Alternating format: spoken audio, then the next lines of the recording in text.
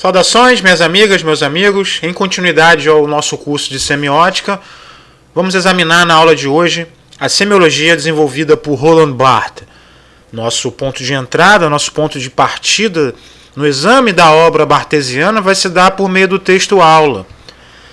Isso é um pouco diferente do que nós fizemos das outras vezes, nos outros semestres, nos quais nós tentamos partir inicialmente de uma visão geral, de uma visão teórica mais ampla, a partir principalmente do Elementos de Semiologia, esse livro mais teórico do Barthes.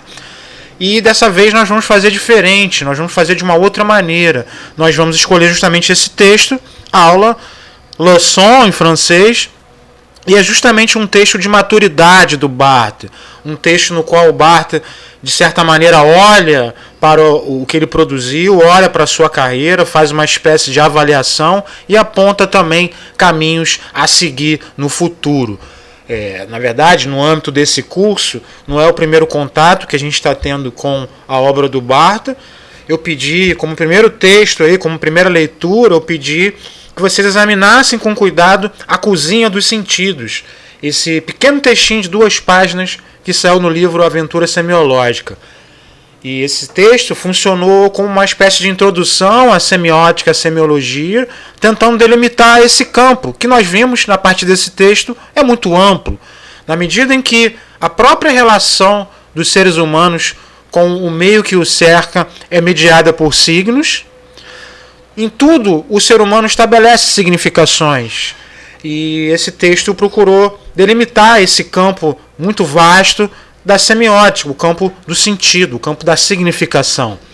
Bem, mas agora chegou o momento de examinar a obra do Barthes, após a gente já ter conversado um pouquinho sobre o modelo que orienta o Barthes, o modelo que orienta a semiologia, que era o modelo desenvolvido pelo Saussure. Agora chegou o momento da gente examinar a obra do Barthes. E esse texto, Leçon, aula, representa a aula inaugural que o Barthes proferiu no Collège de France.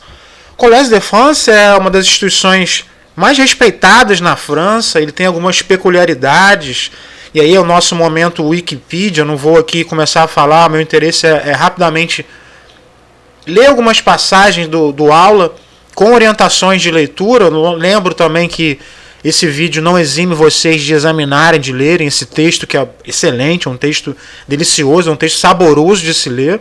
Essa talvez seja a melhor qualificação que eu posso dar a esse texto. Mas ele foi proferido aí como aula inaugural no Collège de France. O Collège de France ele é uma instituição diferente. Não vou falar muito, vocês examinem lá o verbete do Wikipedia, examinem também o site do Collège de France, o canal deles no YouTube também, e vocês vão ver a importância aí dessa instituição. E aí a gente vê, não sei se essa foto é dessa aula inaugural, é um momento assim de apogeu da carreira, quando ele profere essa aula. Só algumas coisas em relação ao Collège de France, para ficar mais claro. Ali o professor não é obrigado a avaliar os alunos, a instituição não confere diplomas também aos frequentadores, né? E consequentemente o professor não tem que avaliar, não tem que orientar, não tem que fazer uma série de tarefas, digamos assim, que não estão no campo da criatividade, da criação, do desenvolvimento de teorias. Então essa instituição ela foi criada para permitir uma certa liberdade aos professores, aos intelectuais, aos cientistas, reúne personalidades aí de todos os campos do saber, e eles entram, assim como na Academia de Letras, o ingresso de novos professores à instituição se dá por meio de eleição, e são 50 professores.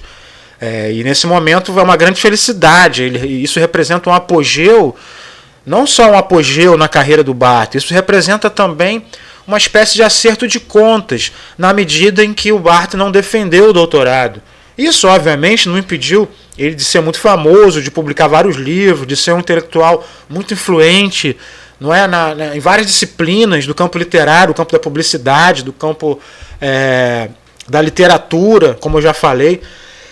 Isso não impediu o Barthes de ser muito influente, de construir uma carreira, de construir, enfim, teorias. Porém, é óbvio que ele se ressentia de certa maneira disso, e é um momento em que ele é admitido, enfim, no campo clássico da academia, por assim dizer. E é o momento em que ele começa o texto manifestando essa grande alegria, essa alegria de poder estar lá, numa instituição na qual ele mesmo assistiu aulas, ele foi aluno do Valéry nessa instituição, uma instituição na qual pessoas, né, que representam intelectuais, como Michelet, por exemplo, historiador, que representou uma influência importante na obra do Barthes, e isso é uma alegria também por estar ali na presença de companheiros, de amigos. Ele cita alguns desses amigos, né, e alegria principalmente, né, e aí a gente começa a entrar na temática do texto, e aí tem uma passagem do Barthes aí, eu não vou ler a passagem, vou comentar algumas coisas aqui com minhas próprias palavras, e essa alegria principalmente se dá porque ele está finalmente num lugar que pode ser dito fora do poder. Muito provavelmente pelas razões que eu já apontei, não é? E ele mesmo menciona, o professor ali não tem outra atividade senão pesquisar e falar. A única obrigação do professor lá no Collège de France parece ser ministrar seminários aí ao longo do ano sobre a sua pesquisa atual, né? Então ele não precisa julgar, escolher, promover, orientar, corrigir, preencher formulário, fazer chamada. É um privilégio enorme, mas a questão principal é que ele está fora do poder. Não apenas ele está livre dessas diversas obrigações às quais todos os professores aí estão sujeitos, né? Ele está também livre em relação a estudar o que ele quiser, e sem nenhum tipo de sanção, sem nenhum tipo de chancela institucional. É um lugar fora do poder. E aí o texto se questiona se existe mesmo algum lugar fora do poder. Existe esse lugar? Podemos falar num lugar que está fora completamente de toda instância, de toda esfera de poder? Obviamente a resposta é não. Acreditar, não nisso representa uma inocência. E é uma inocência também, uma inocência moderna, falar do poder como se ele fosse uma coisa facilmente identificável. O poder como algo uno, não é? Poder, de um lado, quem tem poder, do outro lado, quem não tem poder. A gente pensa logo no poder executivo, no poder legislativo, nessas esferas institucionais nas quais o poder está inscrito, né? A gente pensa também que o poder não está só ali, claro. A gente pensa que o poder está também em determinadas instituições, os departamentos, a reitoria. Mas isso também é uma inocência, um poder ainda é identificável claramente. Mas ele lança a pergunta, o Roland Barthes, e se o poder fosse plural? Se ele tivesse espalhado por todos os lados, né? E de fato, a gente vê em cada âmbito da sociedade, em cada âmbito da nossa vida aí em sociedade, a gente vê chefes, aparelhos, grupos grandes, grupos pequenos, em todo lugar, mesmo aqueles que pretendem contestar o poder, mesmo grupos que se colocam na oposição, eles não podem deixar de se colocar como vozes, de certa maneira, autorizadas. Não é? E essas vozes autorizadas, elas entoam, por assim dizer, elas enunciam o discurso da arrogância. E esse discurso está presente em todos os lugares, esse discurso que engendra o erro. E o Barthes define o discurso de poder, um discurso que assinala aquilo que é o erro, que engendra o erro e, por conseguinte, a culpabilidade. A responsabilidade daquele que comete o erro, daquele que recebe o rótulo de estar errado. E justamente na medida em que se institui enquanto um discurso de poder que qualifica o contrário como o erro, que o poder pode estar presente em diversas esferas. Ele menciona em diversos grupos, na moda, nas opiniões, né, em geral, nos espetáculos, nos jogos, nos esportes, em todos os lugares, dentro da própria família, dentro da nossa sala de aula. Como eu já mencionei, até mesmo quem tenta lutar contra o poder se inscreve, de certa maneira, lança a mão do discurso de poder. O poder, portanto, está em toda parte. Essa é a conclusão aí do Barthes, né, no desenvolvimento do seu texto. Como ele pode estar em toda parte? É a questão que se coloca. O poder é o bico, né? O poder parece estar em todos os lugares. Como um líquido, ele se espalha por todos os cantos. Como um líquido aí em estado gasoso, ele parece estar presente no próprio ar que a gente respira. Tamanha a ubiquidade, tamanha a capacidade do poder de estar em lugares diferentes. E como ele pode estar em todos os lugares? porque ele se escreve na linguagem. E aí o aspecto semiológico do texto, né? A gente começa a entrar no nosso assunto aqui, o assunto da nossa disciplina, né? E o poder está escrito mais precisamente não na linguagem, mas na língua. A gente viu lá na aula anterior como a língua é um sistema, segundo Saussure, de regras coercitivas e impositivas, né? Então, nessa medida, a língua é o código. Se a linguagem for uma legislação, nas palavras aí do Barthes, a língua é um código. E a gente tende a não perceber esse poder que está presente aí na língua, né? Porque a gente esquece que toda língua é uma espécie de classificação. E toda classificação ela é opressiva, toda classificação ela é repartição, ela é combinação, enfim, ele estabelece os fatos. E o idioma, né, ele se define muito menos por aquilo que ele nos permite dizer do que por aquilo que ele obriga a dizer. Portanto, falar é sujeitar, falar é impor, é classificar, é impor rótulos, é impor conceitos, é atribuir propriedades a determinadas substâncias. Implica, obviamente, sempre que a gente fala uma relação de alienação, não é comunicar, é sujeitar, é oprimir, de certa maneira, aí, segundo o Barthes. Então, vai e vem a famosa frase do Barthes, é muito discutida, muito polêmica, a gente não vai entrar no mérito, pelo menos não nesse vídeo aqui curto, vou tentar fazer o vídeo curto, né? A gente não vai entrar no mérito aí do debate sobre essa frase, mas aí ele fala: a língua não é nem reacionária nem progressista, ela é simplesmente fascista. Pois o fascismo não é impedir de dizer, é obrigar a dizer. E aí ele menciona, na sequência do texto, alguns exemplos. Por exemplo, a língua me obriga a antepor ao verbo o pronome pessoal. Eu dou aula, eu falo aqui agora com vocês, eu gravo esse vídeo.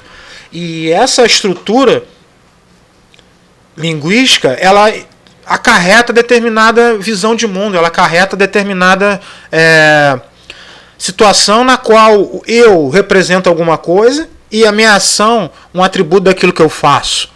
Né? Então, é como se eu fosse anterior às minhas próprias ações.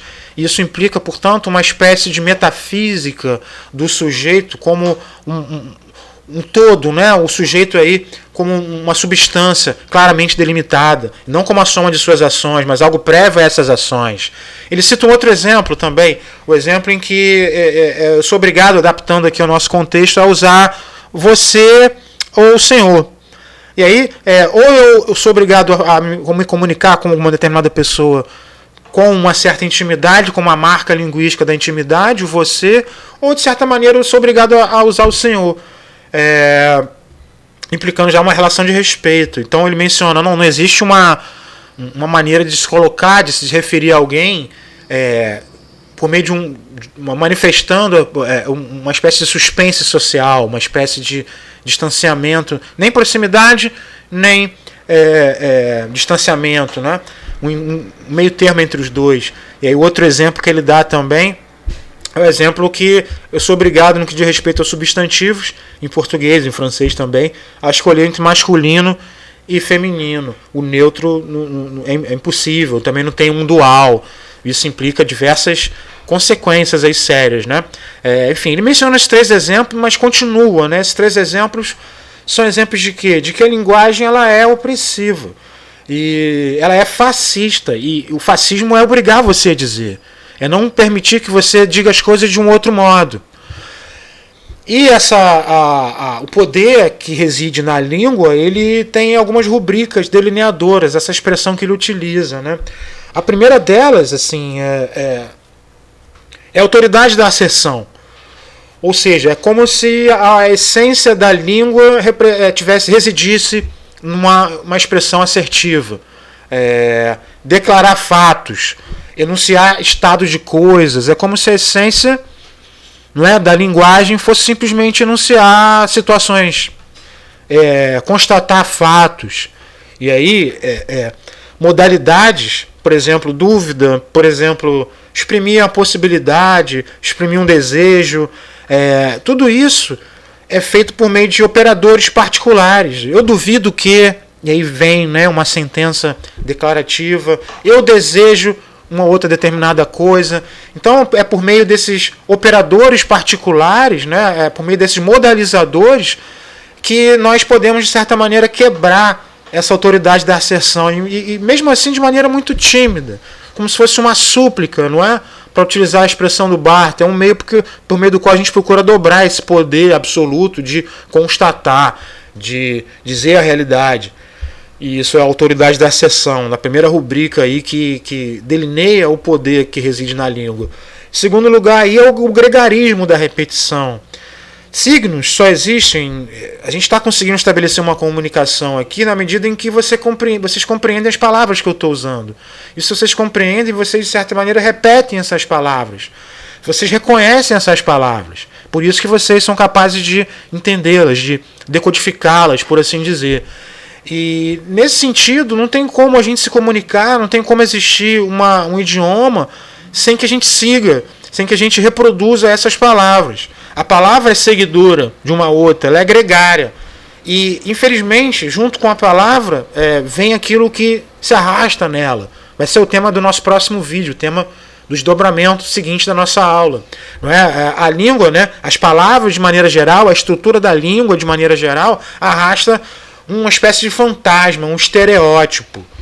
A gente vai voltar a isso. Então essas são as duas rubricas delineadoras do poder da língua. A autoridade da asserção é colocar a estrutura assertiva, que enuncia fatos como a essência da linguagem, e o gregarismo da repetição, essa necessidade de que uma língua, para existir, necessita que nós utilizemos palavras de conhecimento comum.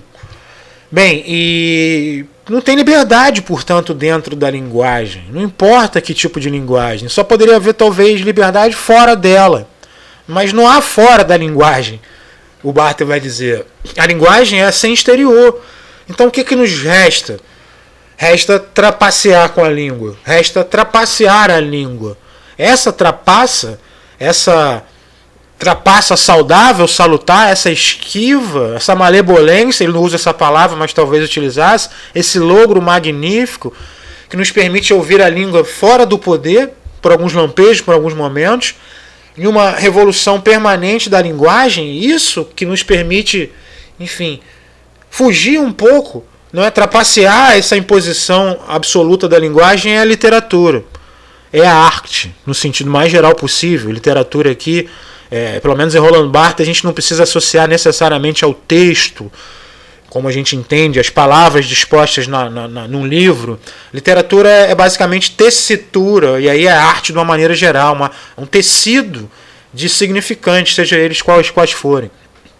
Então, para ele não é texto propriamente dito, não é nem uma sequência de obras, nem um setor de comércio, de livros a serem vendidos, ou de ensino, né, mas para usar a expressão dele, um grafo complexo das pegadas de uma prática, a prática de escrever, a prática de criar, tecer esses significantes, construir, ter uma preocupação no trabalho com os significantes, né, na forma como nós vamos dizer as coisas, na forma como nós vamos produzir arte. E porque é só no interior da língua que você pode combater essa opressão, você pode tentar desviar essa opressão. Não pela mensagem que a língua pode transmitir, e ela pode transmitir várias mensagens, mas pelo jogo das palavras, de que essas mensagens, de certa maneira, são apenas o teatro. E essa é a maneira barthesiana de tentar se colocar fora do poder. E na literatura existem três grandes forças. E ele menciona essas forças. Mátesis, a palavra grega aí que a gente pode traduzir como saberes, de modo bem amplo. Mimesis, que é o poder de representação. E semioses, que é a capacidade semiótica, e o que a gente vai enfatizar aqui, o que nos interessa principalmente aqui. Mas nesse ponto eu não posso deixar de comentar nossa primeira atividade. Quem está assistindo ao vídeo não está fazendo o curso, né, para que possa se situar melhor aqui nessa exposição. A primeira atividade que eu pedi aos meus alunos foi escrever uma espécie de apresentação informal, livre, tentando estar atento aos recursos que a linguagem nos oferece para oferecer uma imagem boa, uma imagem positiva de nós mesmos. Então eu solicitei uma tarefa, que tinha esse caráter de tentar chamar atenção no seu próprio ato de produção para os significantes, para a escritura, para a maneira como se está escrevendo. E vocês, os meus alunos, quem respondeu aí a essa primeira tarefa, me ofereceram coisas fabulosas, respostas incríveis, que eu ainda não respondi, prometo responder assim que possível, mas em todas essas respostas se manifestaram quase que espontaneamente essas três forças, né? A primeira delas, vou falar rapidamente, de novo, a ênfase aqui é a última função, né? É a última força, a força semiótica, mas saberes. As contribuições contêm ali saberes de cada um, contribuições de cada um. Eu também solicitei para que vocês mencionassem sobre a TCC, o trabalho de conclusão de curso de vocês, né? Então, estava carregado de saberes de mais diversas áreas, de mais diversos campos de interesse dentro da produção cultural. Então essa é uma das primeiras forças da literatura. Toda literatura, toda forma de escrita, não é? Toda forma de escritura, toda forma de produção artística caracterizada por uma preocupação formal, por uma preocupação no trato com o significante, com a tessitura dos signos que vão compor a obra, a mensagem. Então está carregado de saberes. A outra força é o poder de representação. Representação de quê? Da realidade? Muito mais do que isso. Na verdade, o Barthes vai comentar, a literatura surge justamente da impossibilidade de se representar o real. O real é aquilo que escapa a toda tentativa de reprodução linguística, a toda tentativa de reprodução artística, criativa. E é justamente dessa total incapacidade, dessa falência da linguagem, dos meios significativos para se representar o real, é que surge a literatura. Então, o que a força da literatura chamada mímese, chamada representação, pretende representar, pretende apresentar novamente? O desejo. No sentido mais amplo possível. Não está preso a uma mera reprodução do real. A literatura, a arte, ela quer reproduzir aquilo que ultrapassa o real, o desejo. E óbvio que as mensagens de vocês, o desejo estava ali, presente, às vezes dissimulado. O desejo de concluir o curso, o desejo de produzir, o desejo, enfim, de construir uma carreira. E outros desejos talvez inconfessáveis. E por fim, o que nos interessa aqui, o que a gente vai comentar na próxima tela aí, é o poder da semiótica. Então, toda vez que a gente escreve com a preocupação literária, digamos assim, sempre que a gente produz a arte preocupado com os signos que tecem essa produção mesmo, a gente emprega essas três esferas, muitas vezes com predomínio de uma em detrimento da outra. E a semiótica, portanto, o poder de examinar a linguagem, está presente aqui também, de maneira curiosa, dentro da literatura. Esse é um ponto para a gente comentar talvez depois, né? Mas o Barthes coloca, pelo menos, a sua semiologia no campo da literatura, não no campo da ciência. Bem, então essa terceira força que vai nos interessar aqui é a força semiótica, a força semiológica, que é jogar com os signos, não destruir esses signos, né? Mas colocar esses signos em uma engrenagem, numa maquinaria de linguagem, cujas travas, cujos breques, né, se arrebentaram completamente. As regras impositivas da linguagem estão como que liberadas. E, de certa maneira, né, com a liberação dessas amarras da linguagem, você pode instituir, no próprio ser da linguagem escrava, uma heteronímia, né, das coisas. Isso é semiologia para ele. É esse trabalho que visa purificar, recolher aquilo que é de impuro na língua, o refúgio da linguística, a corrupção imediata da mensagem. Então a semiologia, e aí ele menciona que a semiologia dele, eu não comentei, mas nesse momento a semiologia está já dividida em diversos campos de interesse, uma vertente mais científica, uma outra vertente que é a vertente bartesiana, que se liga mais a esse campo da escritura. Tá bom? A gente não vai comentar, a gente vai deixar isso para um momento ao vivo, aí, um momento síncrono, mas enfim, aqui ele comenta que essa semiologia da qual ele está falando é a dele, é muito particular, não é? Começou, e aí esse é o ponto que vai nos levar no próximo vídeo, na próxima aula, ao exame de um outro livro do Barthes, muito famoso. Essa semiologia dele surgiu diante dessa necessidade de surgir, não é? De se produzir uma ciência dos signos que pudesse ativar uma crítica social. E o Barthes começou assim, a semiologia dele começa dessa maneira. Ele tentou compreender, nas mais diversas manifestações culturais da sociedade francesa, como essa sociedade produz, perpetua e veicula cada vez mais e amplifica cada vez mais estereótipos. Estereótipos que ele define como cúmulos de artifício, como significações outras que se acumulam nas significações, por assim dizer, primárias dos signos. O mito vai ser o tema da próxima aula, portanto, né? E esses estereótipos que estão entranhados em tudo, basicamente, tudo que tem significação pode ter múltiplas camadas de significação. Isso que ele procurou, em primeiro lugar, desmontar. E a semiologia dele nasce de uma intolerância. Lá na década de 50, é preciso se falar isso, a gente tem que contextualizar quando chegar o momento, né? O interesse dele, essa semiologia que ele começou a criar, surge dessa intolerância que ele tinha em relação a essa má fé, essa mistura de má fé com má consciência. Enfim, que tentava naturalizar determinadas situações que eram historicamente, culturalmente construídas. E isso nos leva diretamente ao tema da próxima aula, e assim a gente encerra esse vídeo, que é o tema das mitologias.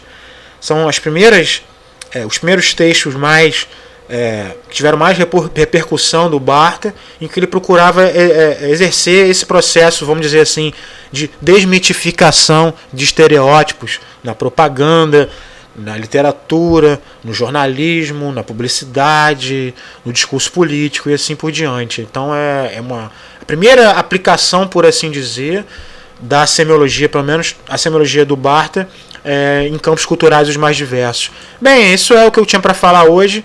Espero que você tenha ouvido até aqui. Se você ouviu até aqui, obrigado. Até a próxima. Um abraço.